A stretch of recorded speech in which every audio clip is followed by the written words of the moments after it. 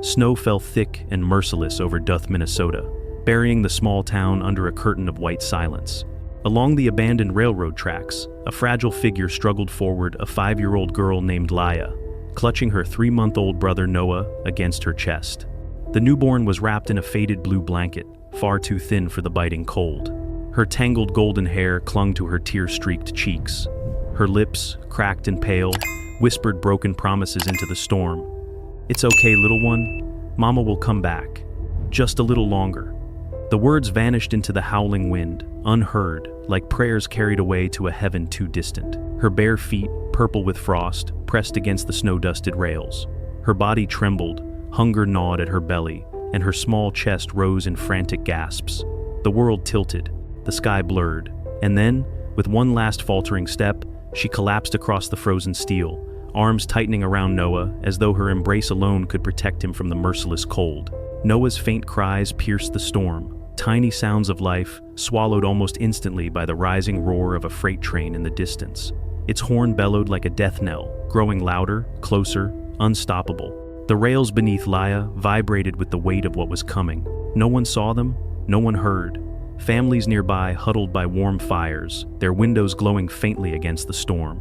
Safety was only yards away, but for Laya and Noah, the world had already closed in. No one except Shadow, a young German shepherd, his fur dusted with snow, froze on a riverside path.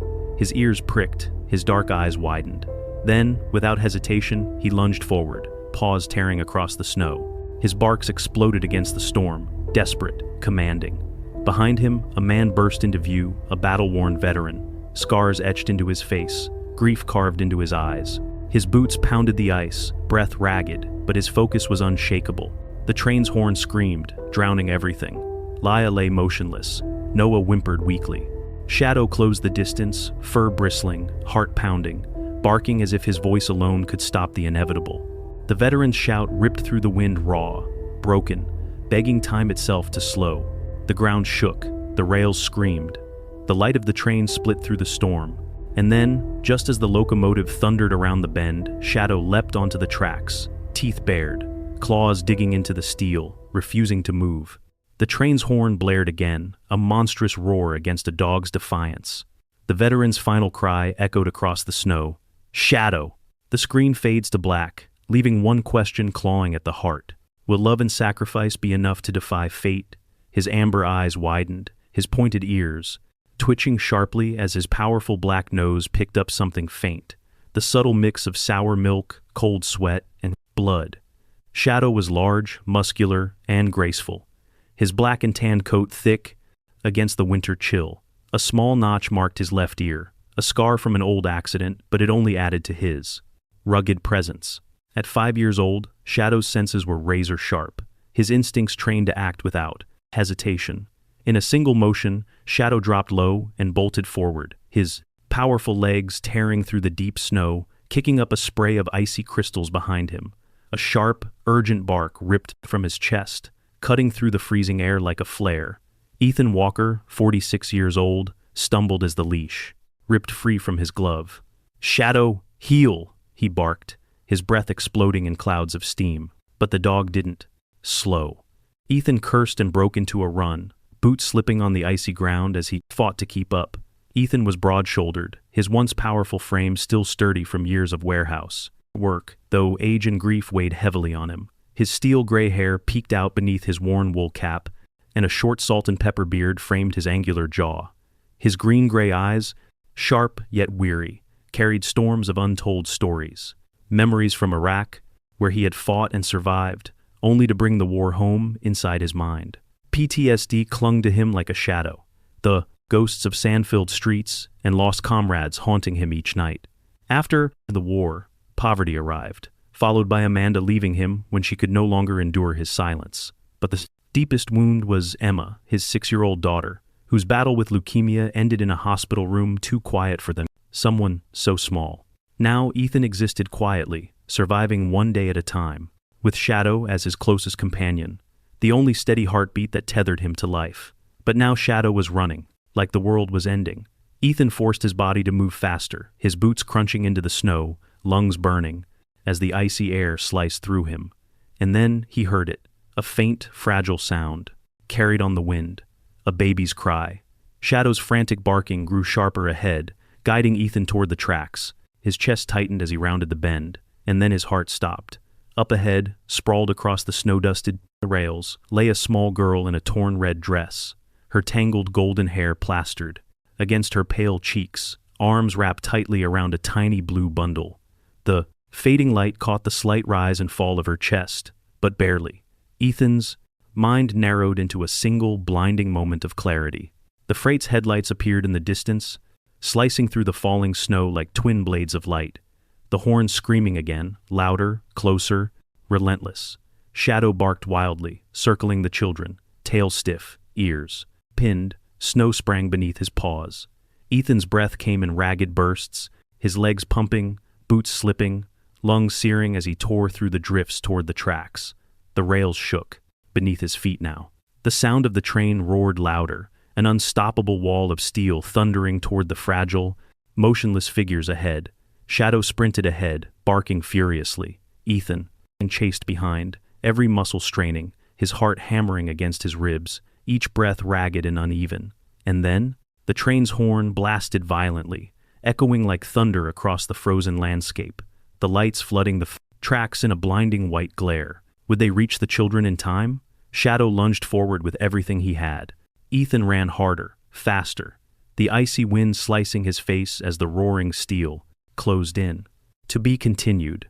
The train's horn screamed across the frozen air, and Ethan's boots pounded against the snow-slick ground as Shadow darted ahead, barking wildly, his black and tan body cutting through the blur of white. The rails trembled beneath Ethan's feet, his heart racing as the blinding freight. Lights carved open the darkness. In one swift motion, he slid his arm beneath the small girl's frail body and cradled the blue swaddled baby tight against his chest, scooping both into his arms with a grunt. He didn't think. He didn't breathe. There was only weight in motion and the animal roar behind him. Shadow pressed close to his leg, guiding him along the embankment as Ethan's boots fought for purchase on the icy ballast. He climbed, every muscle burning, every breath tearing like glass inside his chest. And then his body surged free of the rails, just as the train's monstrous wind slammed into him, rattling his cough. Bones as steel thundered by behind them. He dropped to his knees in the snow, clutching both children tight against him, his lungs pulling in ragged, icy gulps of air, while Shadow stood braced against his side, hackles raised, breath steaming white into the night. For several long seconds, Ethan could hear nothing but his own pulse and the thunder of the freight. The stillness afterward so sharp it hummed. He glanced down at the little girl, her tangled, golden hair damp with frost, strands stuck to her pale cheek where tiny ice crystals had formed, and at the tiny baby whose faint cries barely made it past the folds of the thin blanket. He pulled them closer, sheltering them against his chest, and let out a breath he hadn't realized he'd been holding. The cold was cutting deeper by the second, and he knew if they stayed any longer, it would claim them all. Adjusting his grip carefully, he pushed himself to his feet and began the long, steady walk back to his house, Shadow pacing tightly beside him, ears pinned and tail rigid, every muscle coiled and ready. By the time Ethan reached his small home at the edge of Duth, his shoulders ached from holding the children, his legs trembled with fatigue, and his breath came in harsh clouds beneath the flickering porch light. His house was modest, a single-story structure with chipped blue paint and a sagging roof where snow clung stubbornly against the eaves. But tonight, it stood like a promise of warmth against the frozen dark. He nudged the door open with his shoulder, stepping inside and letting the faint heat of the old electric heater seep into his numb skin. The living room was small, simple, but tidy. A second-hand couch pushed against the wall, shelves lined with dough-geared paperbacks, scuffed wooden floors, and picture frames that hadn't been touched in years. He laid the little girl carefully on the couch. Noah still nestled against his chest, his cries soft and fading into tiny hiccups. Ethan hurried to the old heater, twisting the knobs until the orange coils glowed brighter, filling all the room with its faint hum and warmth. His hands shook as he searched the kitchen cabinets until they closed, around a small tin pushed to the back of the shelf, a half-used canister of formula he had never been able to throw it away. For a moment, his breath caught as his fingers lingered there, memory flashing uninvited. Emma's small hands, clutching at his shirt, her bright laugh echoing against these same walls, and then the cold silence of the hospital, the room that had stolen her from him 2 winters ago. He blinked hard and set the memory aside, dragging himself back to the present, because now another child, another tiny life, was crying softly in his arms. He boiled water on the stove, mixing the powder carefully and testing it on his wrist the way he used to, his movements automatic, muscle memory rising from some part of himself he thought he'd buried. When he returned to the couch, Laya had stirred slightly, blinking up at him through lashes heavy with exhaustion, her wide blue eyes, glassy and distant, cheeks pale as melting snow. She instinctively clutched Noah tighter when Ethan knelt beside her. "You're safe now," he said softly, keeping his voice steady despite the ache tightening his throat. For a long moment, the girl simply stared at him, unblinking, lips cracked and trembling. Then she whispered hoarsely, "Mama, will come back, right?" Ethan swallowed hard, forcing the sharp knot in his chest down, where it couldn't break through his voice. "Right now, sweetheart, you need to rest," he murmured gently, tucking the bottle between Noah's small lips, holding him carefully as the baby latched with soft, greedy gulps. The sound of Noah drinking eased something tight inside Ethan, but in its place came the ache of memory, deep and sharp, and he found himself brushing his thumb lightly against the baby's cheek, as though it were his own daughter. He was holding again. Shadow padded over and lowered himself against the couch, his amber eyes following every small movement, his warm nose nudging against Laya's limp hand. The little girl's fingers curled instinctively into his thick fur, and her tense shoulders softened just slightly, as though something in the shepherd's quiet strength helped anchor her in the moment. After Noah finished feeding, Ethan settled him into a blanket nest beside his sister, pulling another patch throw over them both before reaching for the old cordless phone on the side table. His stiff fingers hesitated only briefly before dialing a number he hadn't used in months. Grace Miller came.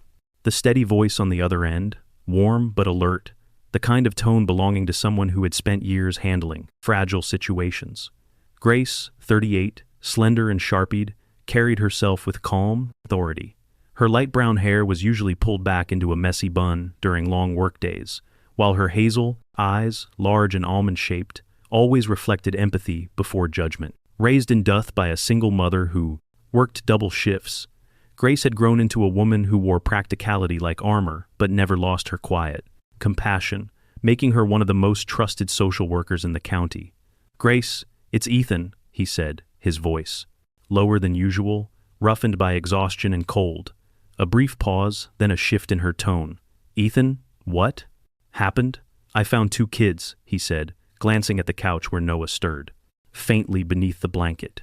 His tiny fists curled against his chest, and where Laya lay curled protectively around him. A baby and his sister on the tracks. If Shadow hadn't found them, he trailed off, letting the silence finish what words couldn't. Grace drew in a slow breath. "Are they safe now?" "They're warming up," Ethan replied, rubbing a hand over his face. "Baby's drinking formula. The girl's awake, but she's freezing. I don't know how long they were out there." Grace cursed softly under her breath before steadying her voice. "I'd come right now if I could, Ethan, but the highways are shut down. We've got whiteout conditions north and west, and the plows won't clear your road until morning." Ethan stared at the window, watching the snow swirl violently beneath the dim streetlight outside. "So, I keep them here tonight," he said flatly, more to himself than her. "Exactly. Keep them warm, check their fingers and toes every half hour. If the baby gets quiet and limp, wake him. You have to keep him active. And if the girl stops shivering before she warms up, that's hypothermia. Get her against your chest, skin to skin if needed. I'll get there as soon as the roads are open." Ethan nodded slowly, even though she couldn't see him. "All right, Ethan," Grace added gently, her voice softening. "They're lucky you found them." He didn't answer that because luck didn't feel like the right word. When the call ended, he set the phone down and sat heavily in the armchair across from the couch, leaning forward, elbows braced against his knees, his green-gray eyes fixed on the 2 tiny forms beneath the blankets. Laya's hands still rested on Shadow's thick neck, while Noah's faint breaths rose and fell unevenly against the thin patchwork quilt. Outside, the wind howled and clawed against the thin windows, shaking them in their frames. Inside, the room hummed with quiet warmth, but Ethan felt the weight of the silence pressing on his ribs. He watched the children sleep, his thoughts spiraling back into corners he had long avoided. Emma's laugh, the soft warmth of her hair. The last time he held her before the hospital went quiet, his chest HD with the memory. And yet, holding these children tonight, the silence didn't feel quite the same anymore. Still, questions gnawed at him. Who were they? Why were they alone? Where was their mother? And why, of all places, had a 5-year-old ended up on the frozen tracks with a newborn in her arms? Shadow shifted slightly, resting, his chin on the couch near Laya's hand, as though anchoring them all in this fragile, temporary safety. Ethan sat back, rubbing his cold, tired eyes with the heel of his hand, the low hum of the heater filling the silence as he whispered into the dimness. Why would a little girl be out there? The storm howled in answer, carrying no secrets. Inside the small house, Ethan sat awake and long into the night, listening to the uneven breaths of the 2 tiny strangers sleeping beneath his roof, while Shadow kept silent watch at their side. And outside, the snow kept falling endlessly over Duth. The storm finally broke by dawn, leaving Duth blanketed in a deep, silent layer of snow that glittered faintly beneath a pale winter Sunday. Ethan Walker stood by the frost-coated window, his green-gray eyes tracing the quiet street outside as his fingers tapped restlessly against the chipped window's sill. Behind him, the small living room carried the fragile warmth of the old electric heater, its orange coils glowing faintly while a kettle whistled softly on the counter. Laya was curled on the couch under a patched quilt, her golden hair messy and tangled, her small arms wrapped tightly around Noah, who was still swaddled in his faded blue blanket.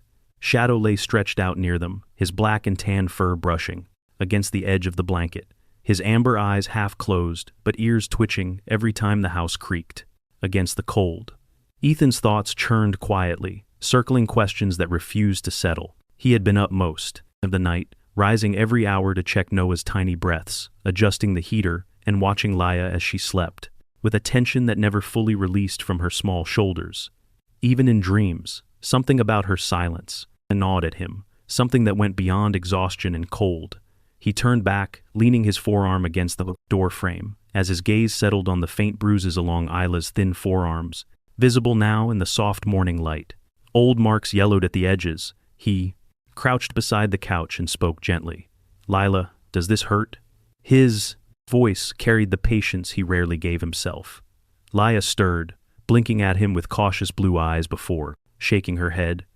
"It's old," she whispered softly, her voice hoarse and small, barely more than a breath. Her tiny fingers tightened on Noah's blanket, as if afraid he might be taken from her. Ethan hesitated, torn between pressing further and giving her time. He leaned back on his heels and rested a hand lightly on Shadow's shoulder, grounding himself in the steady warmth of the dog's presence. "You're safe here," Ethan said softly. "Nobody's going to hurt you or your brother." For a long time, Laya said nothing, her gaze shifting between Ethan and Shadow. Then, slowly, her lips parted.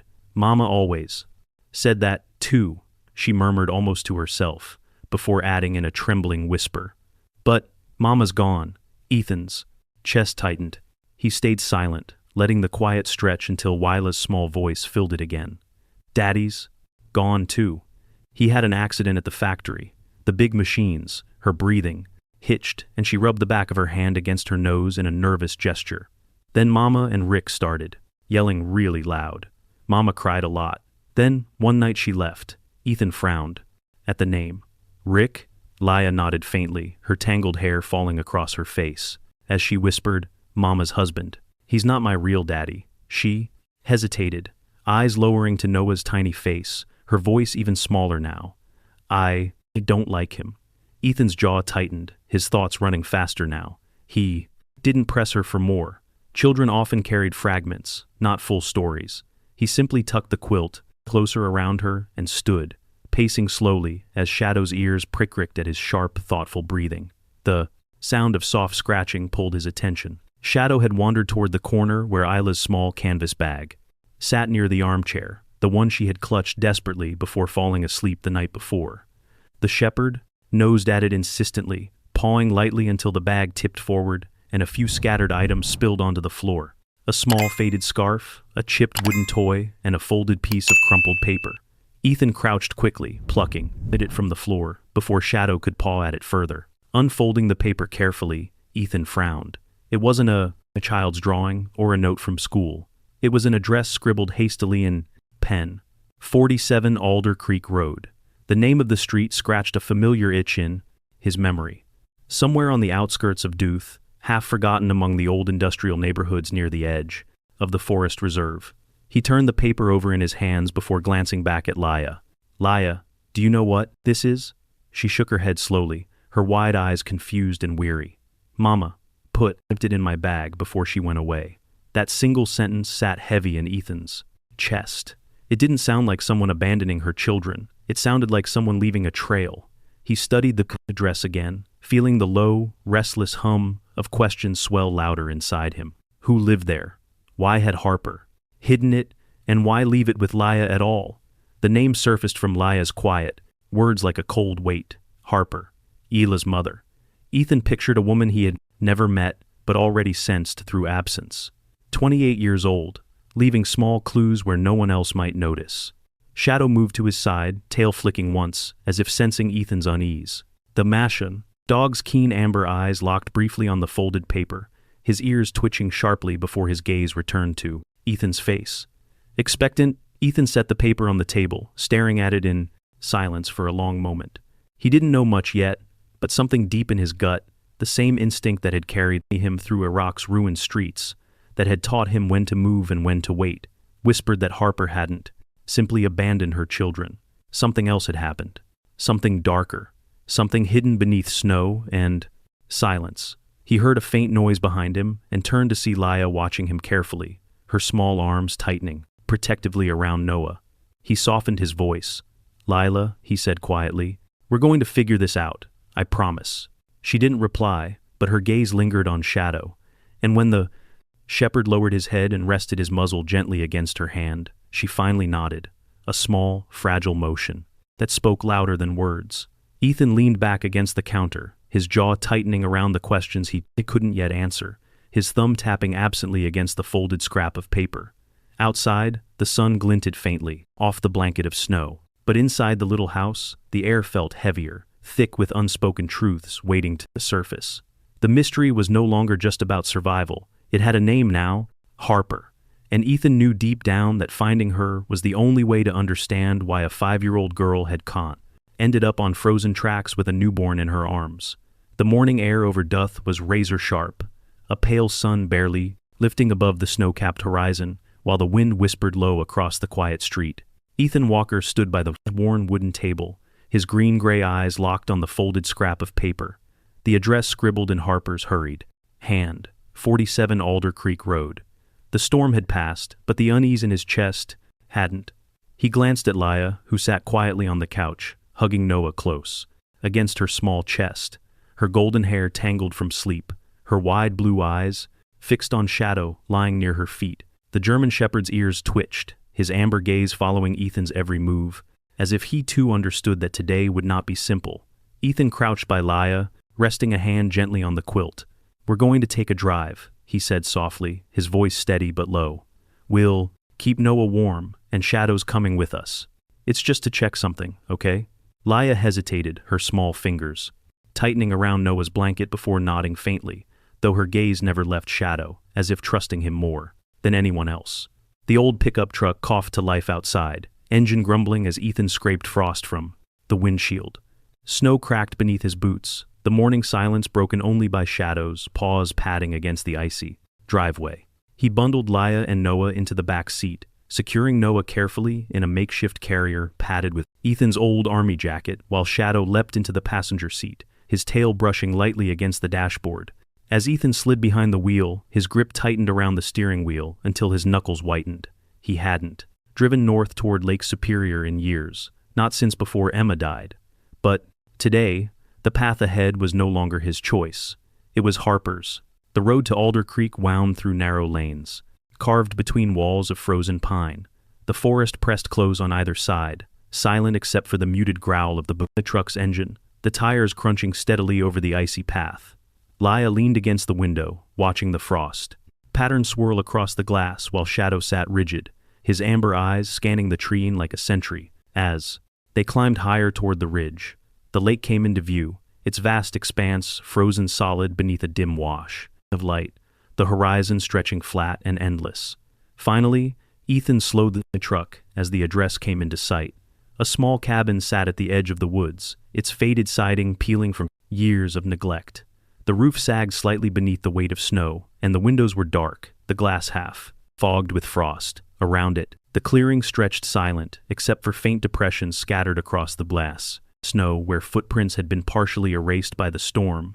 Ethan's sharp eyes tracked them carefully. Multiple sets, most old, but a few fresher than the rest. He killed the engine, the low rumble fading into the stillness as the cold settled around them.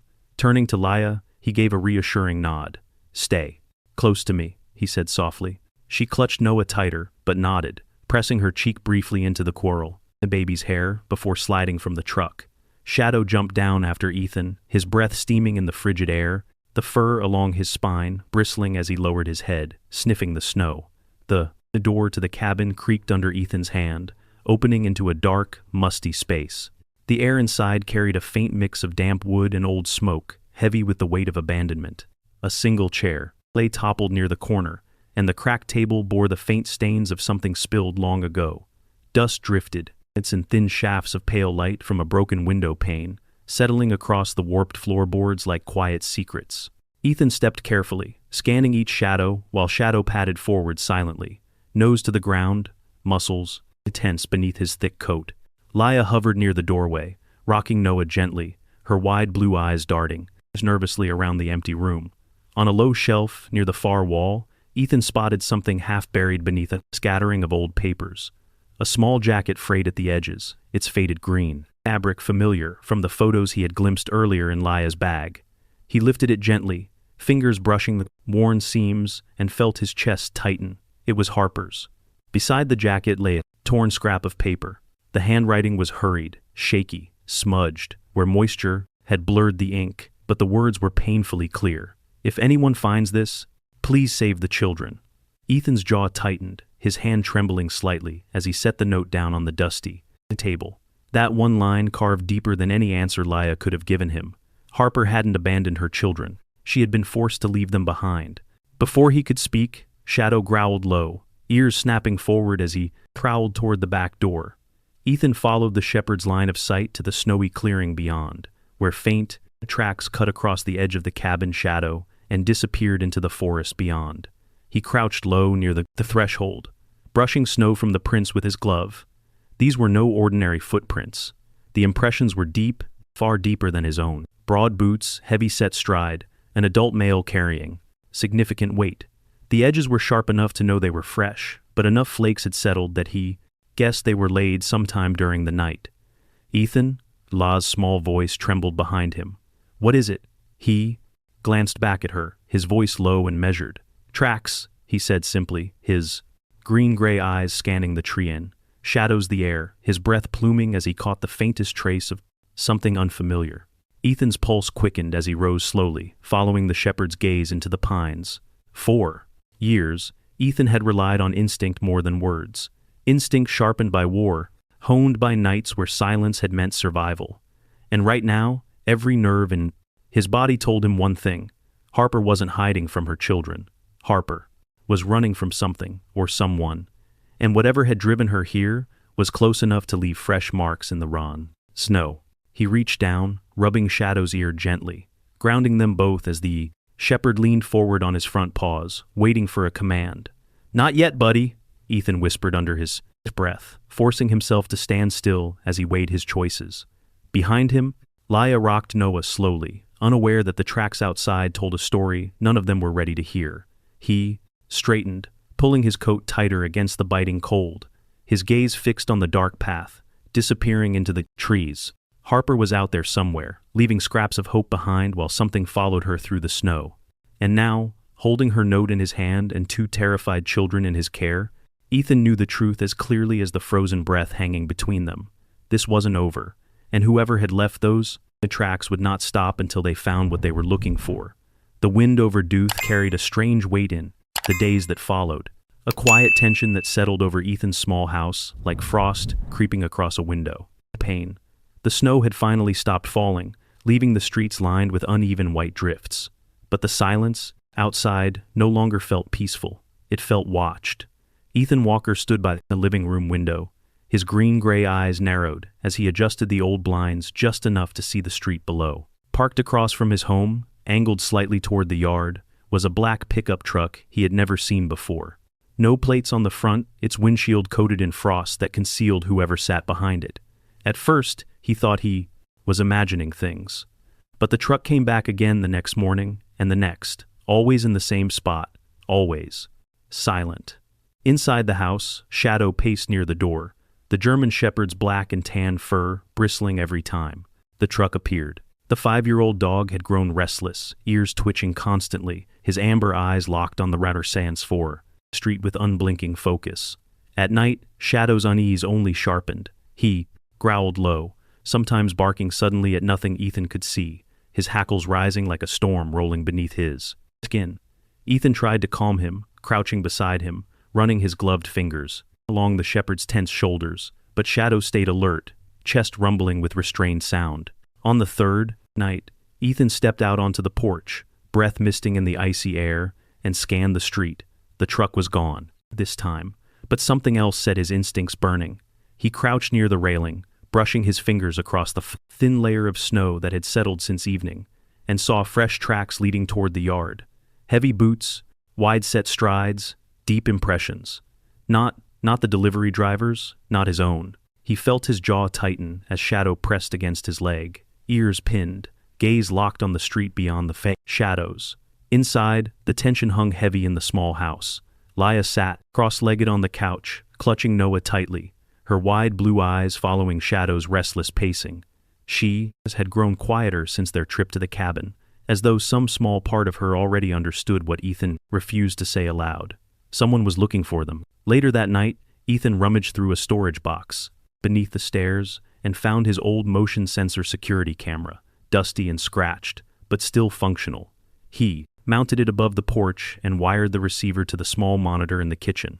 The image it displayed was grainy and green-tinted, but it would be enough to see if anyone approached. The following evening, the pickup returned. Its headlights flickered once, then cut off. Ethan sat silently at the kitchen table, Shadow at his feet, both of them, listening to the wind scrape against the glass. Hours passed, the house silent except for the faint hum of the heater, and Noah's uneven breathing from the couch. At midnight, Shadow stiffened suddenly, his amber gaze snapping toward the front door as his body went rigid, tail low and straight, ears sharp. Ethan rose without a sound and crossed to the monitor.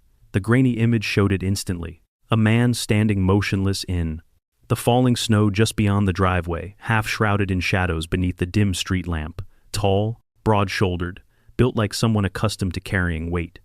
He wore a dark parka hood pulled low so his face was lost in shadow. He didn't move. He didn't knock. He simply stood there, still as the frost building along the mailbox, watching the house. For nearly 2 hours, the man didn't leave. He stood, perfectly motionless as if carved from ice, while Ethan sat in silence, heart pounding steadily beneath his ribs. Shadow pressed against his leg like a living alarm. Eventually, the stranger turned slowly, the movement deliberate, and walked back toward the truck. The taillights flared briefly before the vehicle disappeared down the street, swallowed by the dark. The next morning, Ethan called Grace. She picked up on the second ring, her voice clipped and brisk, but her tone softened when she heard his quiet words. "Someone's watching us."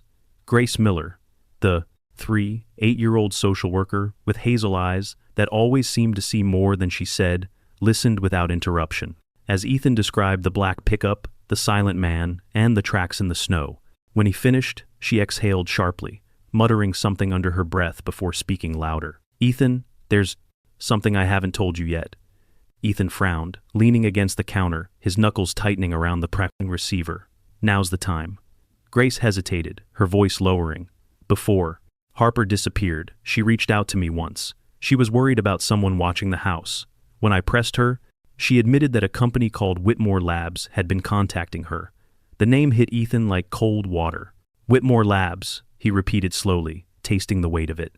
Grace nodded audibly over the line. "It's a pharmaceutical research facility based near Street Paul.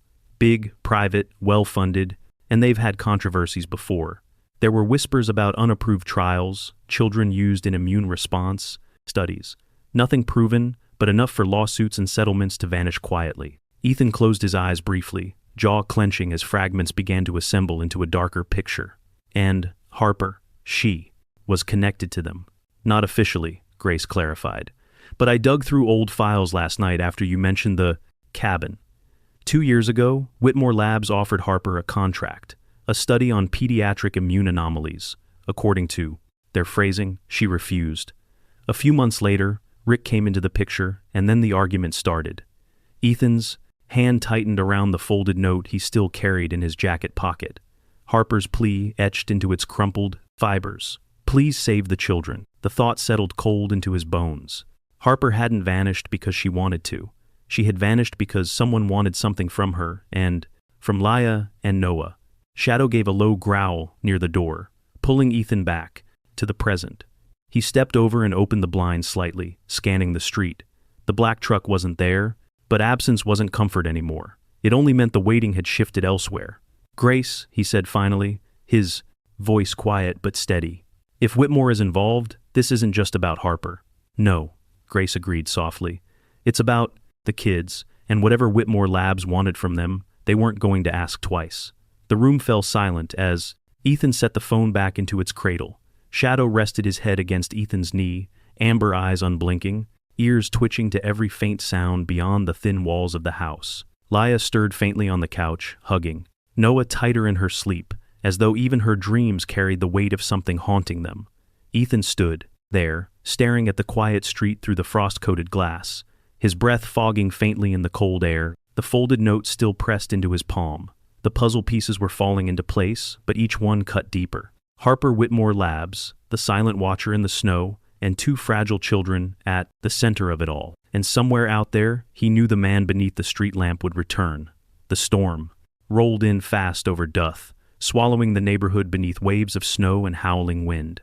By nightfall, Ethan Walker's small house stood buried beneath drifts that pressed against the windows, the glass trembling under the tupi force of the blizzard. The heater hummed faintly in the corner, fighting against the cold creeping through every crack in the old walls. Shadow lay near the door, his thick black and tan fur dusted with frost from his earlier patrol outside, his amber eyes half-lidded but sharp, ears twitching with every groan of the house against the wind. Laya sat curled on the couch, hugging Noah close, the baby swaddled tightly in his faded blue blanket. The storm outside should have made them safer, hiding them beneath the fury of nature. But Ethan's gut told him otherwise. He sat at the kitchen table, green-gray eyes fixed on the grainy monitor of the old porch camera. The screen flickered occasionally, the storm interfering with its signal. But the sight beyond the porch remained still, a blanket of white darkness and swirling snowflakes. For days, the black truck hadn't returned, but silence didn't feel like safety anymore.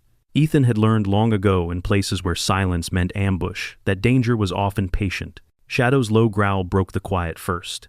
His head lifted sharply, ears pinned forward, amber gaze locking on the door. Ethan froze, his pulse quickening as he reached for the pistol holstered beneath his jacket. An old .45. He hadn't touched in years, cleaned twice this week. He crouched low, moving silently toward the window near the door, and peered into the storm-swept night.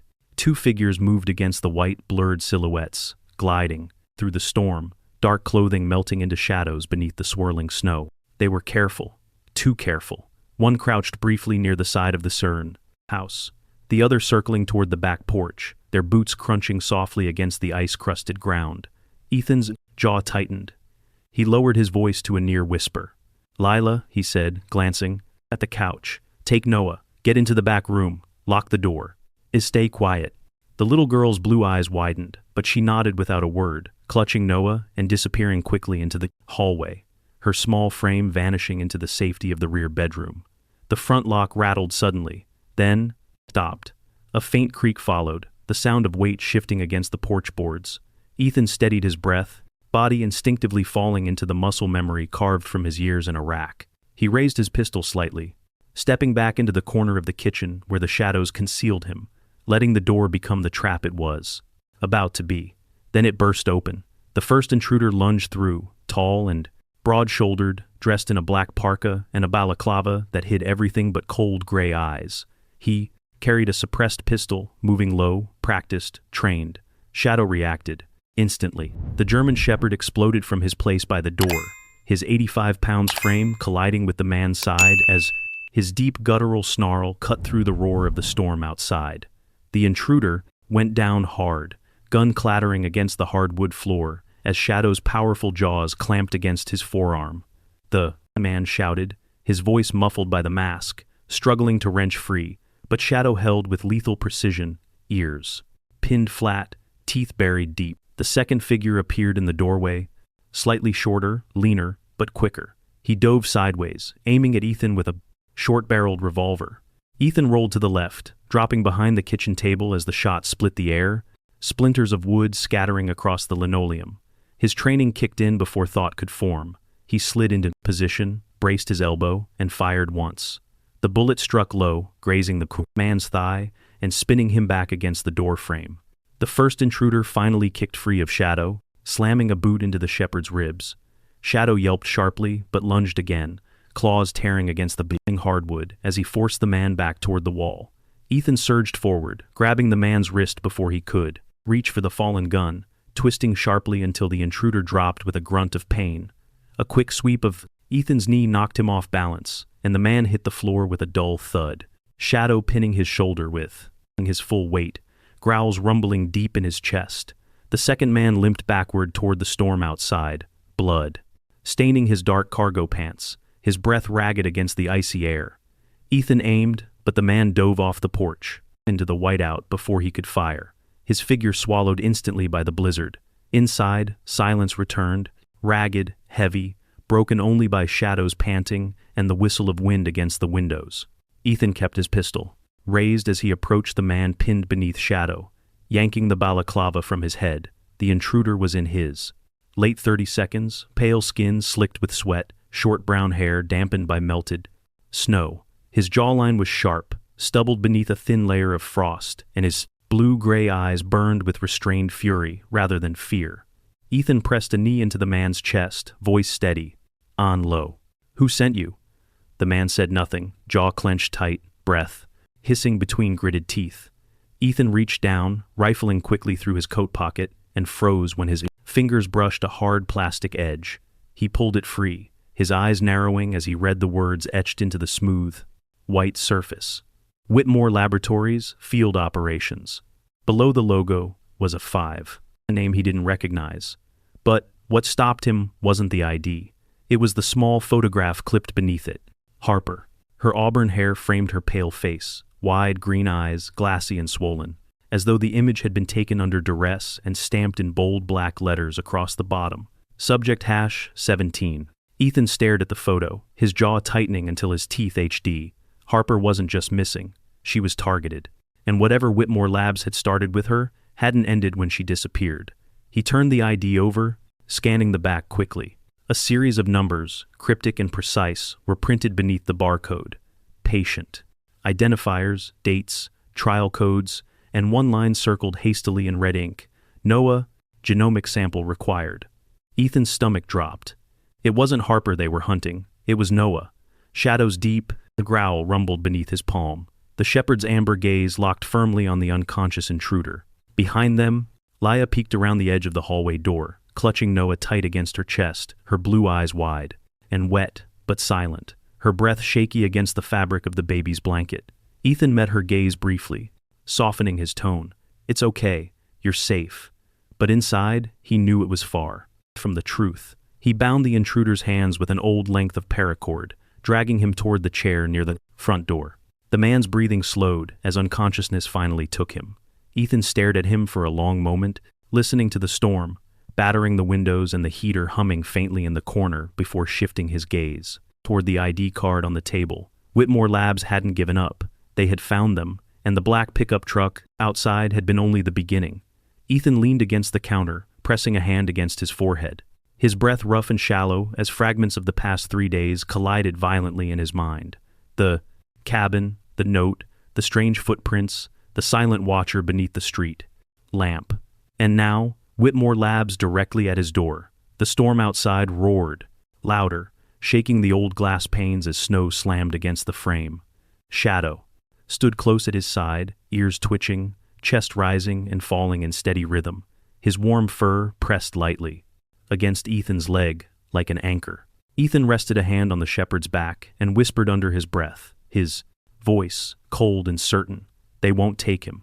The morning after the storm, Duth lay silent beneath a thick crust of snow. The streets washed pale beneath a dim, fragile sunlight. Ethan Walker sat at the kitchen table, his elbows resting heavily on the scratched wood, the ID card from Whitmore Labs turning slowly between his fingers. The words, subject #17 glared up at him like a wound he couldn't look away from. Across the room, Shadow lay stretched near the heater, his black and tan coat still, damp from the snow he had tracked in earlier. Amber eyes half closed, but alert, ears twitching with every shift of the house's creaking frame. Laya sat curled on the couch, rocking Noah gently against her chest, her tangled golden hair falling across her pale cheeks. She hadn't spoken much since the break-in and the night before, but her small fingers never let go of the baby's blanket, clutching it tightly like an anchor. Every once in a while, her blue eyes drifted to Ethan, searching him quietly for answers he wasn't ready to give. The silence broke when the front door opened, letting in a rush of cold air and the faint crunch of boots on the porch. Grace Miller stepped inside, shaking snow from her long beige coat, her hazel eyes sharp and scanning the room as though expecting another attack. Her light brown hair was pulled into a messy bun beneath a knitted gray beanie, and despite the exhaustion etched into her features, there was a steadiness to the way she moved, practiced, precise, controlled. "I came as soon as I could," she said, her breath clouding faintly as she closed the door behind her. The roads finally cleared, but Ethan, her gaze dropped to the restrained man, still unconscious in the corner, his wrists bound with paracord. I saw the porch camera feed before it went dark. "They're escalating." Ethan nodded grimly, sliding the ID card across the table toward her. Grace picked it up, scanned it quickly, and froze when she saw the clipped photo of Harper and the bold stamp beneath it. Her jaw tightened. "I was afraid of this," she murmured, setting the card down carefully. "Whitmore Labs has been after her for months. She didn't want to sign their contract. She refused the money, refused the tests, but something changed." Ethan leaned forward, his voice low and tense. "Changed how?" Grace hesitated, pulling a folded manila envelope from inside her coat and placing it on the table. "I spent the last 2 nights digging through old case files. I shouldn't even have these, Ethan. They're sealed." She unfolded the contents carefully, spreading several fawning documents across the table, pages stamped with confidential clinical data, tables and Harper's signature at the bottom of one form. Ethan stared at the paper, his brows furrowing deeply. "She signed," he said quietly, disbelief shadowing his words. "Yes," Grace said, her tone grim. At first she agreed. The program was called Project Helix. They were developing a new immunotherapy targeting rare genetic anomalies in children. Harper thought she was helping. But when the test revealed something about Noah, something Whitmore wasn't supposed to find, she ran. Ethan's fingers tightened around the edge of the table. "What about Noah?" Grace pulled another page forward, her hazel eyes meeting his steadily. "According to these," she said softly, tapping the highlighted lines on the form, "Noah carries a unique genetic marker, a rare gene linked to an unusually adaptive immune response. It's the kind of discovery pharmaceutical companies would spend billions chasing." Ethan's chest rose and fell slowly, controlled but heavy, the muscles along his jaw tight beneath his salt and pepper beard, and Harper figured it out. Grace nodded. "Before she disappeared, Harper left me a voicemail. I never told you because I didn't want to confirm what I suspected until I had proof. She said, 'They want my son, Grace, not me, him.'" Yila's soft voice broke the silence, fragile and trembling. They want Noah." She had climbed off the barrage couch. Noah's small body clutched tightly in her arms, her blue eyes wide with fear and brimming with tears. "Mama, they didn't leave us." She was trying to protect him. Grace moved toward her slowly, crouching, so their eyes met. "That's right, sweetheart," she said gently, brushing a strand of tangled hair from Laya's face. "Your mom loves you and Noah. She didn't abandon you." But Laya shook her head, tears spilling freely now, small, shoulders trembling as she clung to Noah and turned toward Shadow, burying her face into the shepherd's thick fur. Shadow shifted slightly, pressing his warm body against her side, his steady breathing grounding her fragile sobs. Ethan looked at Grace, his voice quiet but laced with steel. "Where is she now?" Grace hesitated, drawing a deep breath before sliding a final folder toward him. Inside were satellite photos, security reports, and an address marked in red. 2 days ago, Whitmore moved. "Her," she said softly. "They're holding Harper in an underground facility less than 15 miles from here. It's disguised as a storage and distribution hub for medical supplies. No public records, no staff listings. I only found this through an old contact in Street Paul." Ethan flipped through the documents, his green-gray eyes narrowing as he absorbed the grainy images. "They're not just keeping her there," he muttered, pointing to a photo showing a gated compound, partially buried beneath layers of snow. "They're hiding her." Grace nodded grimly. "Ethan, I don't think Harper's a subject anymore." She tapped the words Project Helix Subject #7 printed in the upper right corner of one report. "I think she became leverage." The thought settled like lead in the room. Ethan leaned back. Slowly, his callous hand resting on the ID card, thumb brushing against Harper's blurred photo. The storm had passed. Outside, but inside him, something darker gathered. Quiet, sharp, dangerous. La's muffled voice broke the silence, her tear-streaked cheeks pressed against Shadow's fur.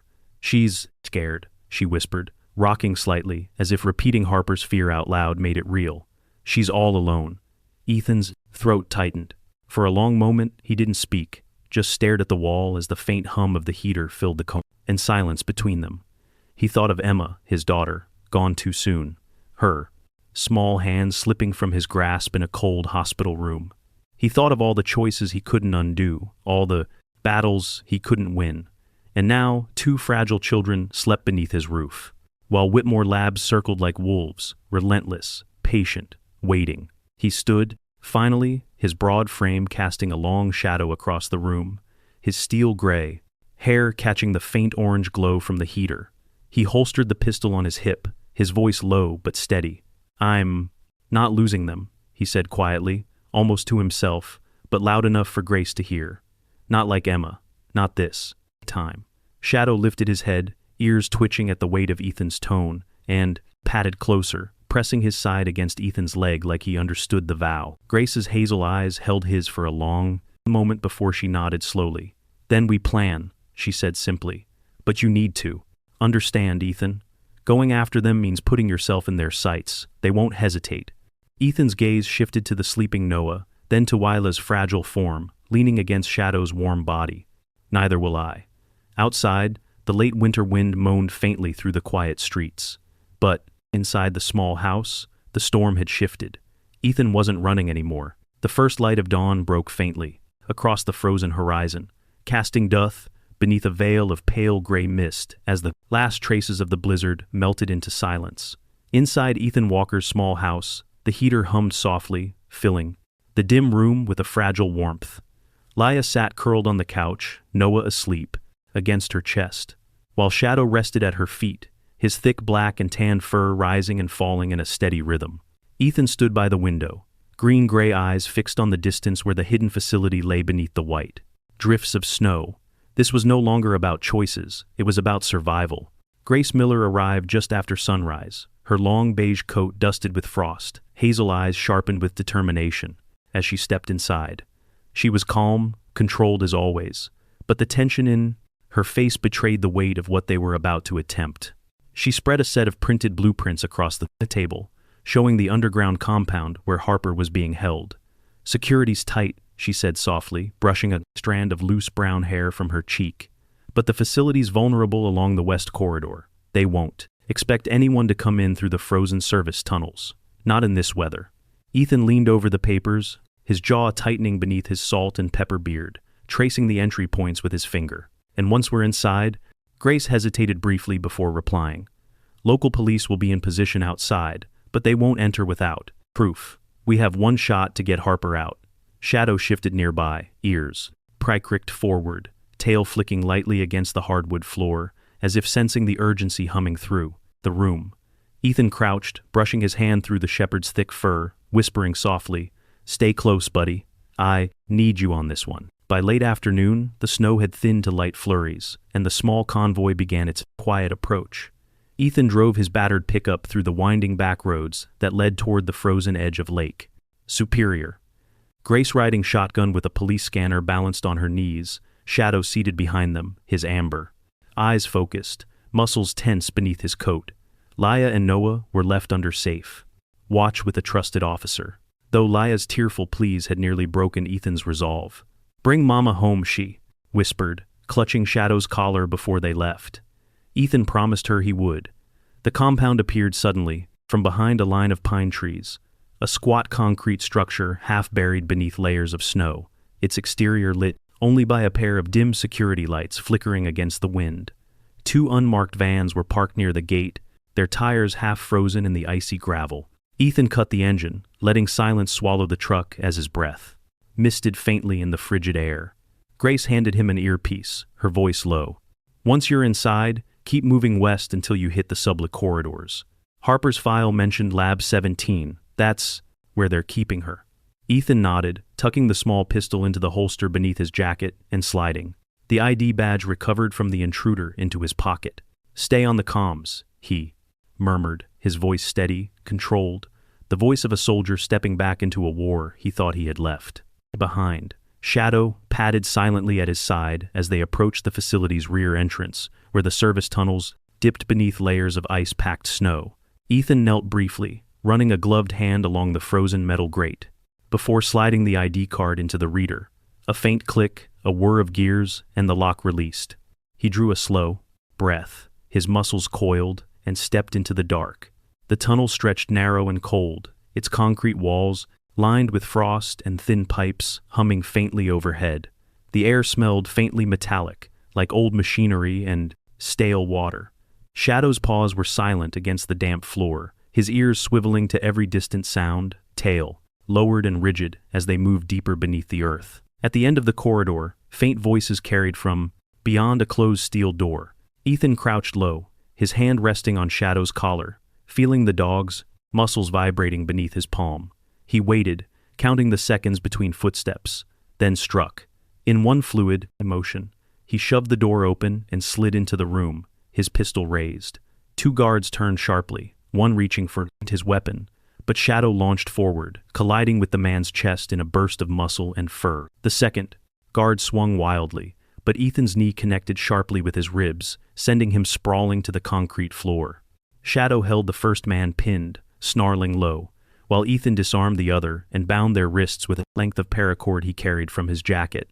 Beyond the small lab, a reinforced door waited, marked with faded lettering, "Restricted Lab 17." Ethan's pulse thundered in his ears as he swiped the ID badge again, the lock releasing with a sharp beep. Inside, the lights were dim, casting long shadows across the sterile room. In the corner, strapped to a metal chair with restraints cutting into her wrists, sat Harper. Her auburn hair was tangled and damp, her pale face hollow beneath exhaustion, but her green eyes widened instantly when they landed on him. "Ethan," her voice cracked with disbelief, tears pooling instantly. Shadow darted forward, his nose pressing against Harper's leg, tail wagging softly as a low whimper escaped him. Ethan crouched in front of her, pulling a small knife from his boot and cutting the restraints away. Harper collapsed forward, her trembling hands clutching his shoulders. "You're safe now," he said softly, steadying her against his chest. "We're getting you out." Grace's voice crackled faintly through the earpiece. "You've got company heading your way, Ethan. 2 minutes, maybe less." He stood quickly, supporting Harper with one arm, pistol ready in the other. Shadow trotted ahead, muscles taut, ears slicing through the darkness. Ethan followed close, boots scraping the icy concrete, every breath burning his chest. The shepherd's growl rolled low and steady, guiding them toward freedom, while the echo of boots and furious shouts chased them from behind. They broke into the freezing night just as Grace and two officers raised their weapons, snow whipping wildly around them. Gunfire cracked in the distance, Whitmore's men refusing to yield. Ethan didn't slow, pushing Harper into the truck, Shadow leaping in beside her, eyes still blazing.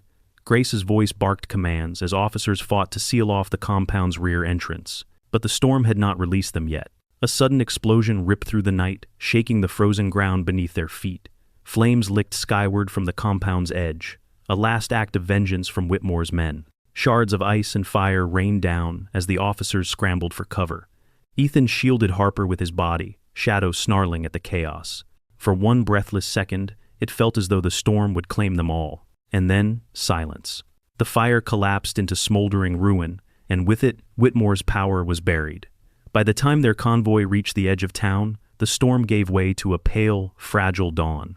At Ethan's house, warmth enveloped them like a miracle. Laya bolted forward, crashing into Harper's arms, Noah's blanket falling forgotten to the floor. Harper clutched her children, sobbing into their tangled hair, her tears finally free. Shadow circled them protectively, tail sweeping the wooden floor, as though he too had carried this weight through endless winters. Ethan stood apart, shadows of the past etched across his face. Harper turned, eyes glassy yet unshaken, and whispered, "You didn't just save us, Ethan. You gave us back our life." His voice was quiet, but unyielding. "No, we saved each other." Later, as sunlight pierced the thinning clouds, Ethan stepped onto the porch. Shadow sat tall at his side, scarred but unbroken. Harper stood with Laya in one arm and Noah in the other, their faces bathed in the fragile light. For the first time in years, Ethan felt something stir deep within, a purpose beyond war, beyond loss, a family. But just as peace seemed to settle, a sound echoed faintly through the valley, the mournful horn of a freight train cutting through the dawn. Ethan froze, his hand resting unconsciously on Shadow's neck. It was the same sound that had begun it all, the sound that had once promised death, but instead delivered a miracle. And in that moment, Ethan understood. Some storms never truly leave us. They return as reminders, reminders of what was lost and what was found. Because this wasn't just a story of survival. It was faith reborn, redemption claimed, and a miracle carried on four paws through the snow. If you believe God led Ethan, Harper, and Shadow to this second chance, comment Amen below. Share this story to remind someone that miracles still walk among us, sometimes on 2 feet, sometimes on 4. And tonight, as you hold your loved ones close, remember, no prayer is forgotten, no child is unseen, and no storm lasts forever.